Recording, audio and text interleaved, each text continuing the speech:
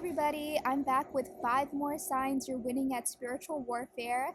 I've recalled some really good ones for you today, and if you haven't experienced these yet, just give it time and they will become clear. The first sign I'm going to mention is your heightened level of intuition.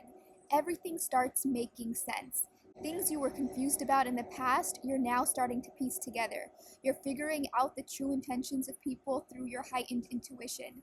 That's the first sign. Your intuition about your situation and even the situations of others are incredibly heightened. Even though you may not have any empirical evidence about something, you're just able to figure out who did what, possibly how they did it, and what they're going to try to do next so that you can dodge them. You become much more intuitive. These are some of the blessings and gifts God starts to give you during this time of spiritual warfare that comes before the material and earthly gifts. Like you may be wanting money and a nice place and a new car, to get to work and all those type of things, but God starts giving you the important things first.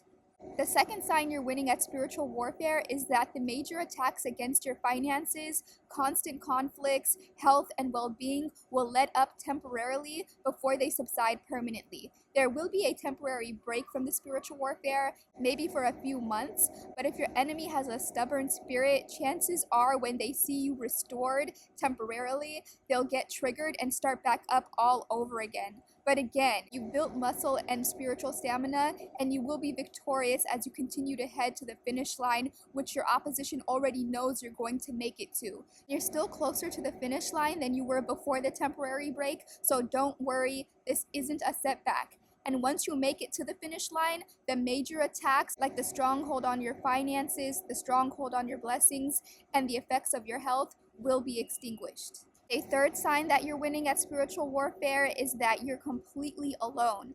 Aside from the Holy Spirit, you're a team of one, a one-man band. You've been in complete solitude and you're content in that solitude. While in the beginning you may have felt abandoned or forgotten, the contentment you now feel from being alone is God's covering. I also wanted to add that the first sign I mentioned, which was intuition, I believe that was a result of the fact that I was constantly praying for discernment and wisdom. I was constantly praying to God to let me know what He wants me to know so that I can do what He wants me to do, so that I can be of service to Him, so that I can fulfill God's will, and so that I could know, quite simply, what He wanted me to know. And I believe that was a constant prayer. That was part of every prayer I made 3-4 times a day, every day. And I really felt like that was when I started getting intuition, that was why I started getting that heightened level of intuition. Because like Solomon, I prayed for wisdom. I prayed for knowing.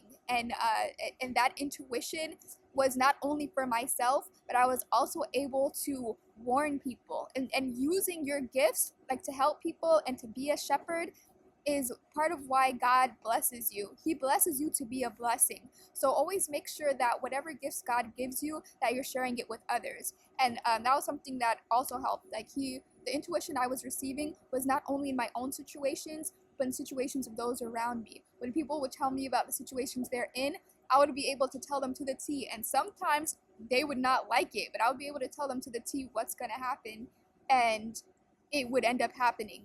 So that's another key. What you pray for is what you'll start to see. So pray and ask God for ways to be of service, and you'll find that you're going to be granted with blessings that help make you a better disciple. And this is what you should be striving to become throughout spiritual warfare. And your gifts will be the result of your development in spiritual warfare.